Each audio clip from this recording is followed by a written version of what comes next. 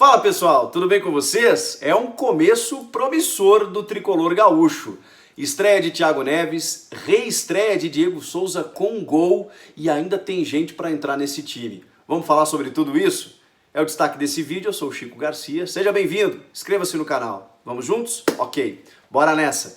Bom, o Grêmio goleou o Sportivo de Bento Gonçalves 5-0, passeou aqueles jogos de Campeonato Gaúcho, né, que a gente vê uma superioridade do Grêmio, colocando os seus titulares, né, rodando os seus titulares. O Grêmio só tem um compromisso pela Libertadores na fase de grupos daqui a um mês, então é importante começar a ver de que forma esses reforços que o Grêmio contratou, fez uma janela muito interessante, com dois caras mais polêmicos e outros em que realmente o Grêmio precisava se reforçar nessas posições. Estou falando da defesa, como no gol, no caso do Vanderlei, nas laterais, como o Vitor Ferraz e o Caio Henrique, que ainda não chegou, mas tem o Bruno Cortes, que fez um grande jogo, hein? E que sempre foi útil ao Grêmio nesses últimos anos, é um cara multicampeão já com a camisa do Grêmio, tem a sua dupla de zaga titularíssima, né? Mas que está machucada, o Kahneman sentiu no último jogo, o Jeromel fez uma cirurgia de menisco, e aí o David Braz e o Paulo Miranda, que são os reservas imediatos, acabaram atuando e até atuaram bem. O David Braz fez gol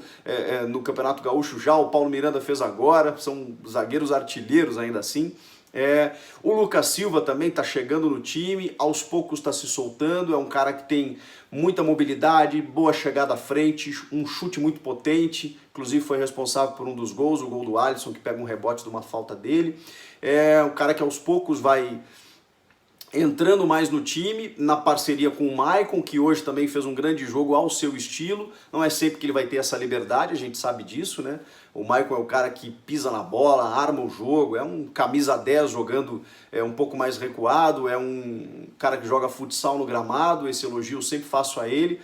Mas que, claro, a idade dele já não é mais a mesma, né? Ele já tem 34 para 35 anos, ele já não consegue correr tanto, mas na sua parceria com o Matheus Henrique ali, eu ainda acho que pode funcionar muito bem. E eu já vou falar do Mateuzinho, porque tem muito mais gente para entrar nesse time do Grêmio, né? Esse time que hoje ainda tem o Luciano na frente, né? Que é um cara que já entrega muito mais do que o André e o Diego Tardelli entregaram no ano passado. Tem o Alisson, que é um cara muito tático, que conseguiu suprir a ausência do Ramiro com muita eficiência desde que chegou. E tem o Everton Cebolinha, né? Que é um craque de bola, um jogador acima da média, diferenciado para o futebol brasileiro. A gente pode colocar aí, né, o time do Flamengo como grandes expoentes da última temporada, especialmente, né? Bruno Henrique, Gabigol, Everton Ribeiro, Arrascaeta. Esses caras são indiscutíveis. Afora eles, dá pra gente citar o Dudu do Palmeiras, né? Que é sempre regular e sempre importante pro seu time, faz o seu time jogar. E o Cebolinha, né? O Cebolinha foi importante para a seleção brasileira na Copa América, que não tinha o Neymar, ele foi o principal jogador, junto com o Daniel Alves, né? Que fez um belíssimo torneio. Mas um jogador de frente, assim, o Cebolinha, ele é diferente mesmo. É muito legal que ele fique por aqui, por enquanto, né? A janela fechou, o Grêmio vai tentar mantê-lo até o meio do ano. Até o meio do ano ele fica com certeza, né? No meio do ano é que vai ser difícil segurar, mas ele já está jogando numa função diferente, mais solto, né? Não apenas aberto pela esquerda, ele já cai pela direita, ele cai centralizado, ele consegue tabelamentos e ele tem muita mobilidade, muita velocidade nos movimentos, chega na cara do goleiro, já tem uma tranquilidade na precisão. Ele evoluiu demais, o Everton Cebolinha. O Grêmio tem um craque no time. E aí, diante de toda essa espinha dorsal que eu citei aí, né, quase praticamente do 1 ao 11, ainda tem gente para entrar, como por exemplo, o Bruno Cortes fez um grande jogo hoje, deu assistência e tudo mais, mas o Caio Henrique foi contratado para ser titular, é um jogador que está lá com a seleção no pré-olímpico, fez uma grande temporada pelo Fluminense, é um cara que pertence ao Atlético de Madrid e o Grêmio conseguiu contratar esse jogador. Então, para você ver como já ganha um reforço ali nas laterais. Tem o Orejuela também, né? Que é um jogador que pode acabar jogando numa segunda linha quando o Grêmio não tiver o Alisson, pode jogar na vaga do Vitor Ferraz, e o Vitor Ferraz tem feito bons jogos também, pelo que eu estou acompanhando no Grêmio, já está solto. Ele é um cara que quando ele tem liberdade para apoiar, ele é muito técnico, né? E ele chega, ele pisa na área. É um lateral que pisa na área para tabelar com volantes que chegam, com meias para dar assistência, o cruzamento dele é milimétrico. Olha, o Grêmio evoluiu demais, subiu o patamar da sua equipe titular e com alternativas. Então, me leva a crer que o Grêmio vai incomodar bastante nessa temporada que está começando. Mas vamos falar das estreias, né? O Thiago Neves joga muito fácil, né? Foram apenas poucos minutos para a gente ver ele em campo, mas ele tem... afora todas as questões extra-campo, eu também sou contra tudo que aconteceu, que ele fez. Ele tem muita responsabilidade no que ele fez ano passado, mas uma coisa não se discute, é o seu futebol. E uma coisa também a gente imaginava, que ele fosse chegar, ser abraçado pelo Renato, mas motivado a tentar mudar essa imagem negativa que ele criou para si próprio depois do ano passado. Então, se ele tiver esse comprometimento, qualidade, isso é indiscutível. Ele pode render muito com a camisa do Grêmio. O cara rodado, experiente, vitorioso, bom de grupo, a gente vai ver se ele vai ser no Grêmio, né? No Cruzeiro, realmente, ele enfrentou muitos problemas nesse quesito. Mas o Renato tem essa habilidade, né, de blindar tudo isso.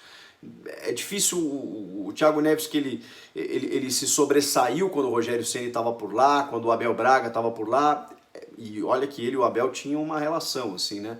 Vai ser difícil ele fazer isso com o Renato, até porque o Renato no Grêmio, ele tem um tamanho inigualável, então nenhum jogador consegue superar isso, e o Thiago vai ter que respeitar essa hierarquia. Bom, o Diego Souza chegou e 13 anos depois voltou a marcar pelo Grêmio.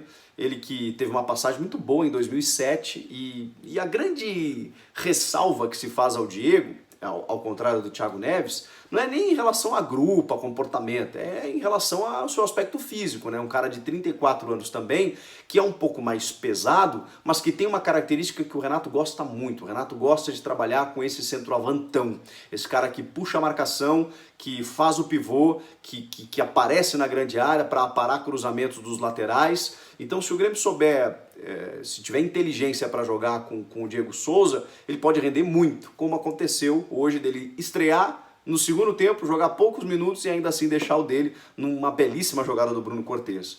O Diego Souza vai ser muito útil, claro que foi o primeiro jogo, e eu não estou dizendo nem que ele vai ser titular, porque vai ser muito difícil na medida em que você tem o Everton Cebolinha, que pode jogar de falso 9, o Luciano, que começou como titular, é um cara que está correspondendo, e tem o PP, né, gente? O PP está na seleção olímpica, é um menino que está amadurecendo, evoluindo cada vez mais, e já merece uma rodagem no time titular. Eu já cogito uma escalação aí com Cebolinha e PP lá na frente, com os dois correndo, se movimentando e tal. Você pode abrir os dois e colocar o Diego Souza centralizado, mas você pode não abrir mão do Alisson, por exemplo, na direita e deixar os dois lá na frente fazendo essa correria com esses caras vindo de trás aí.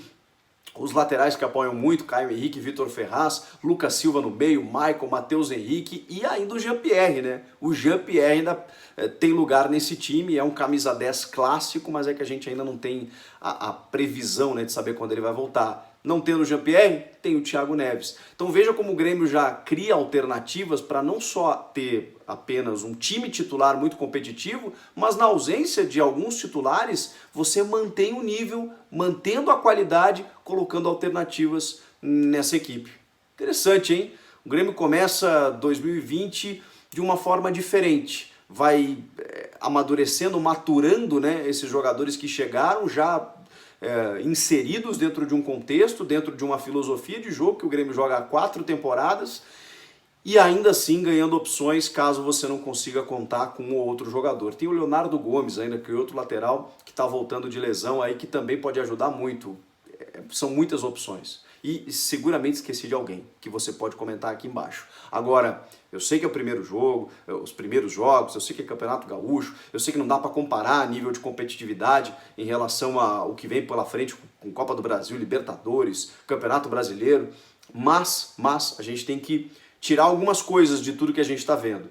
E me parece ser uma fotografia muito interessante daquilo que a gente vai ver do Grêmio nessa temporada. Vocês concordam ou não? Comentem aqui, inscreva-se no canal. Já se inscreveu, né? Não? Então se inscreve. É rápido, fácil, grátis. E aí você recebe notificação sempre que eu postar um vídeo novo. E ó, tem vídeo novo todo dia. Eu volto na próxima. Tchau!